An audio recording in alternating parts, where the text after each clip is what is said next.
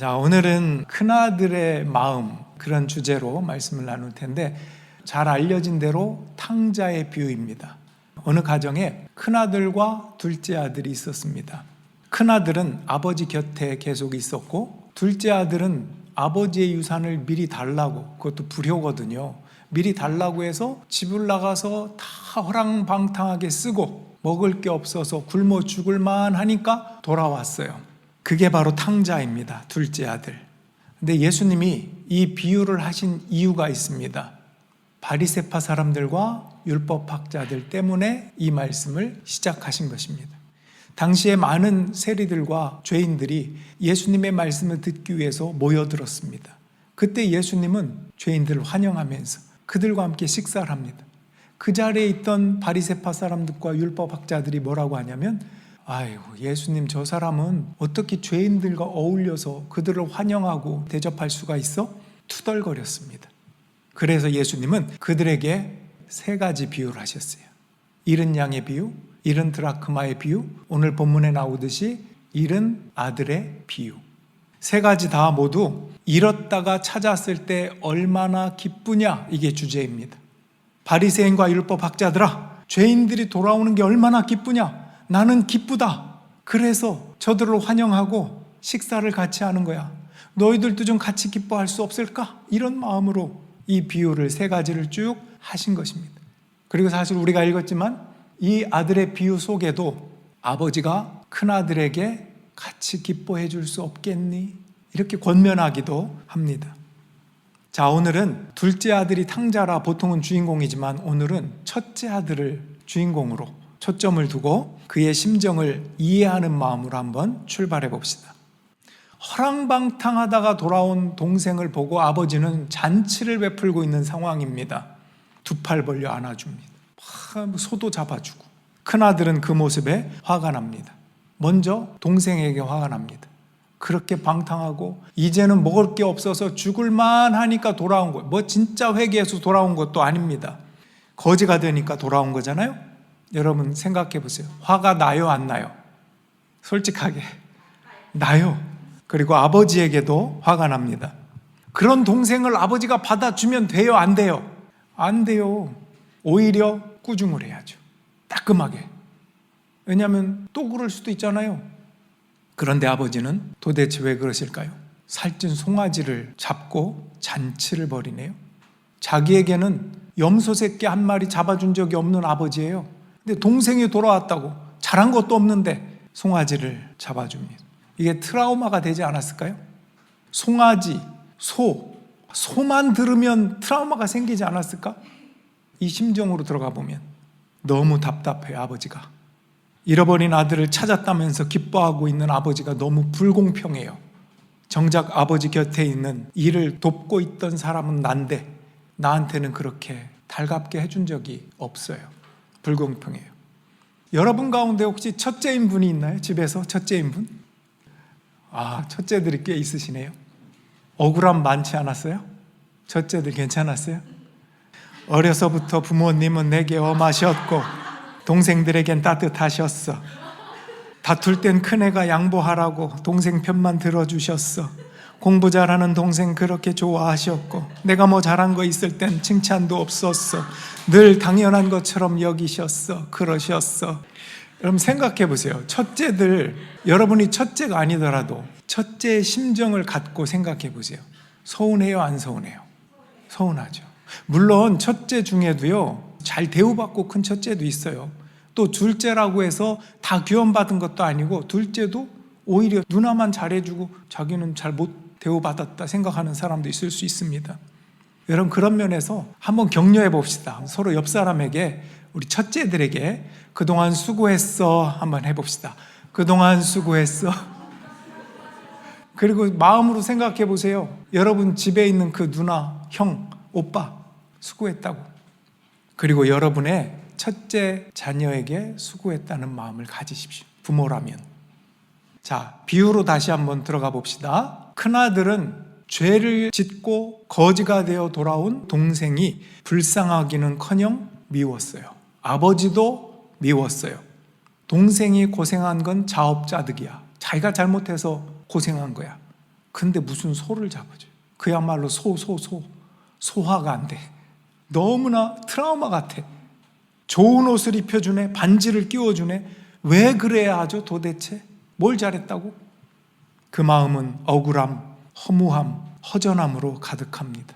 긍휼과 사랑 없어요. 필요 없어요. 왜 그런 마음을 가져야 합니까?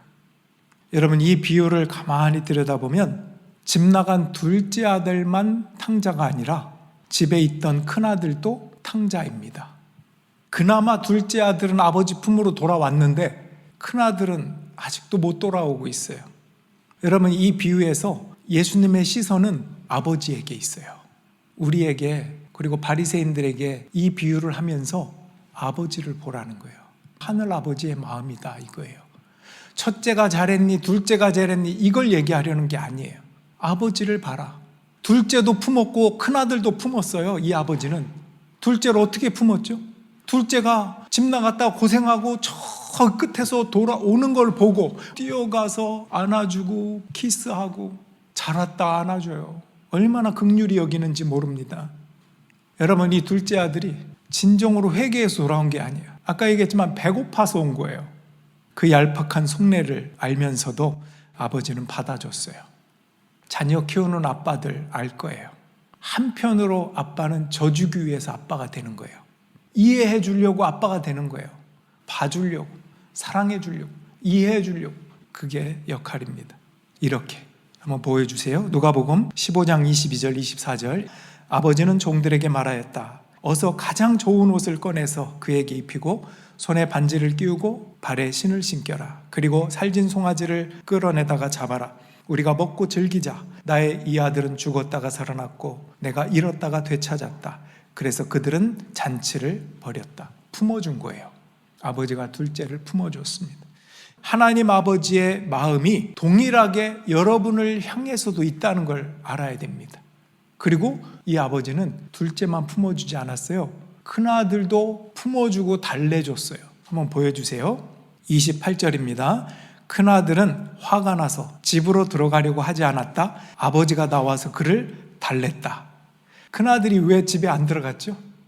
안에 막 시끌벅적 잔치하는 소리가 들리니까 종 중에 하나에게 야 무슨 일 있냐? 아니 아들이면 당당하게 들어와서 무슨 일이지? 이게 주인이고 아들이잖아요. 근데 그렇게 못해. 혼자 속으로 막 성을 쌓는 거죠. 상상하고 우리 아버지가 어떻게 나한테 그럴 수가 있어? 아버지가 달래줬지만 불만을 쏟아냅니다. 29절. 그러나 그는 아버지에게 대답하였다.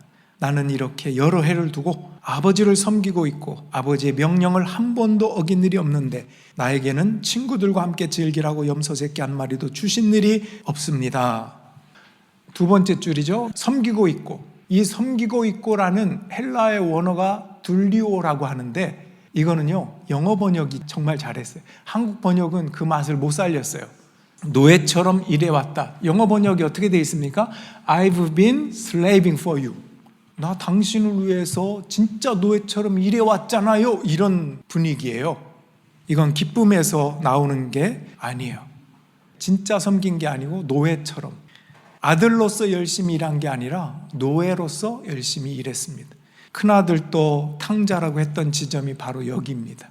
몸은 아버지 집에 있었지만 아버지를 아버지로 여기지 못하고 고용주로 여기면서 살아왔어요. 마음으로는 아버지를 떠나 고아로 산 거예요. 둘째만 탕자인가요? 첫째도 그렇습니다. 아버지의 사랑을 모르는 아들이 되어 있으니 허전할 수밖에 없고 그 허전함을 누군가 건드린다? 분노가 될 수밖에 없습니다. 아버지는 멈추지 않고 더욱더 이 큰아들을 달래줍니다. 자, 15장 31절 32절. 아버지가 그에게 말하였다. 얘야, 너는 늘 나와 함께 있으니 내가 가진 모든 것은 다 내 것이다.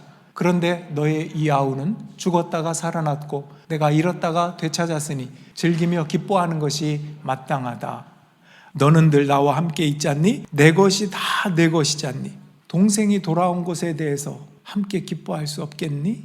이런 설득과 달램, 품어줌입니다. 여러분, 과연 이 큰아들은 아버지의 이 말을 듣고 그가 돌이키고 회개했을까요? 상상을 해봅시다. 예수님의 말씀은 여기서 끝이거든요. 이 비유는 결과가 안 나와 있어요. 어땠을 것 같아요? 큰아들은 과연 돌이켰을까? 큰아들은 아버지로부터 과연 듣고 싶은 말을 들은 것일까요? 퀴즈를 하나 낼게요. 여러분이 이 비유에 나오는 큰아들이다라는 마음을 가지고 여러분이라면 어떤 말을 듣고 싶었을까요? 제가 6가지 보기를 들을 테니까 해당되는 건 다 세어보세요. 1번, 너도 송아지 잡아줄게, 미안하다. 2번, 네 동생은 나중에 호적에서 파낼 거다. 3번, 나는 네 동생보다 사실 너를 더 사랑한다. 4번, 그동안 나를 섬기고 일하느라 고생했다. 고맙다. 5번, 내 모든 재산은 다 너의 것이지 않니? 6번, 너는 늘 나와 함께 있지 않니? 자, 6개 중에 몇 개나 손 꼽았습니까? 3개, 4개, 6개, 그죠? 전부일 수도 있죠? 미안하다, 고맙다, 사랑한다, 수고했다, 이런 말을 듣고 싶었을 것 같아요. 마지막에 아버지가 한 말은 이겁니다. 얘야, 너는 나와 늘 함께 있지 않니? 내 모든 것은 다 너의 것이지 않니? 여러분, 이것은요, 잘 보면 6개가 다 포함된 말이에요. 관계와 소유, 이게 다 들어가 있어요. 관계와 소유를 다 얻은 건 너야, 이 말이에요. 노예가 아닌 아들로서 누리면 돼. 너는 노예가 아니야. 아들이야. 아들로서 누려. 그럼 좋겠다, 이런 뜻입니다. 그리고 아들이란 말 속엔 이미 고마움과 수고했다라는 말, 사랑한다는 말이 포함되어 있는 것입니다. 그러니 아들아, 너는 내 상속자지 않니? 내 아들로서 저 못난 아들, 네 아우 품어주면 안 되니? 같이 기뻐해 줄 수 없을까? 이 아버지의 마음에 예수님은 시선을 두셨어요. 교회 일찍 와서 봉사하고 끝나면 문단속하고 화장실 청소까지 하는 완벽한 봉사자가 있었습니다. 그런데 3년 만에 발길을 끊다가 제멋대로 살던 아무개 청년이 갑자기 나타나서 찬양 시간에 눈물 콧물 흘리고 있어요. 목사님이 너무나 반갑고 기뻐서 그 청년만 데리고 예배 끝난 후에 대화를 합니다. 이 봉사자는 힐끗힐끗 거기를 쳐다보면서 음식물 분리수거하고 있습니다. 목사님은 그 청년과 너무나 반가웠다 얼싸안고 좋다고 그러고 있어요. 여러분, 화가 납니까 안 납니까? 안 나야죠. 이젠 안 나야죠. 아까 처음엔 났어, 괜찮아. 이제는 안 나야죠. 예수님의 말씀을 들었고 아버지의 마음이 어떤 건지 알았으니까 오히려 우와 너무 기쁘다. 야, 청년 오래간만이네. 너무 반가워. 뭐가 필요할까? 어떻게 하면 편안하게 대해줄 수 있을까? 목사님과 대화 끝나면 내가 가서 반갑다고 인사해야지. 이게 큰아들, 큰딸의 마음이다 라는 것입니다. 반대로 명치 끝에서부터 올라오는 분노가 있다면 어떤 생각을 하게 될까요? 이제까지 콧배기도 안 보이더니 한 번 오니까 환영받는구만. 나도 그래 볼까? 그러면 목사님이, 권사님이, 집사님들이 환영해 주겠지. 이건 노예의 마음이에요. 아들의 마음이 아니에요. 노예의 마음. 아버지와 함께 기뻐하지 못하는 상태, 아버지를 떠나 있는 탕자의 상태. 그래서 아버지는 뭐라고 설득하는 거예요? 넌 탕자가 아니야. 내 아들이야. 상속자야. 그걸 알아야지. 그 안에는 내가 너를 사랑하는 거, 내가 너를 얼마나 고마워하는지, 네 수고에 대해서 격려하는지 너는 모르고 네 스스로 만든 억울함의 옷을 입고 있구나. 내가 주는 새 옷을 입어라. 반지를 끼어라. 아버지가 말하는 것입니다. 여러분, 우리가 봉사를 한다면 하나님 아버지의 은혜에 너무나 감사해서 섬기는 것입니다. 아버지와 함께 기뻐하면서 하는 게 섬김이에요. 우리가 교회에서 땀 흘려 수고하는 것은 염소 새끼 한 마리 얻으려고 하는 게 아니에요. 온 우주의 창조자이고 그분의 모든 것을, 그분의 은혜를 우리한테 다 주신 것에 대해서 감사해서 상속자의 자격으로 딸로서, 아들로서, 그 자녀로서 감당하는 게 섬김이고 봉사입니다. 기쁜 마음으로 해야 하는 것입니다. 우리의 마음 문 밖에 서 있지 말고 아버지의 집 안으로 들어갑시다. 은혜의 잔치 한가운데로 당당하게 함께 들어갑시다. 하나님 아버지는 이렇게 말씀하시는 겁니다. 수고했다. 내 딸아, 내 아들아, 사랑한다. 이것은 다 전부 네 것이다. 너는 노예가 아니라 내 아들이다. 트라우마, 소화가 안 돼. 여기서 벗어나서 소망을 갖자. 이렇게 바꾸는 거예요. 여러분은 주님의 큰 사랑의 상속자들입니다. 오늘 우리의 예배와 봉사가 여러분 앞에 펼쳐 있는 여러분의 삶의 현장과 여러분의 가정이 아버지와 함께하는 잔치자리가 되기를 주님의 이름으로 축원합니다. 성령께서 그렇게 할 수 있도록 도우실 겁니다.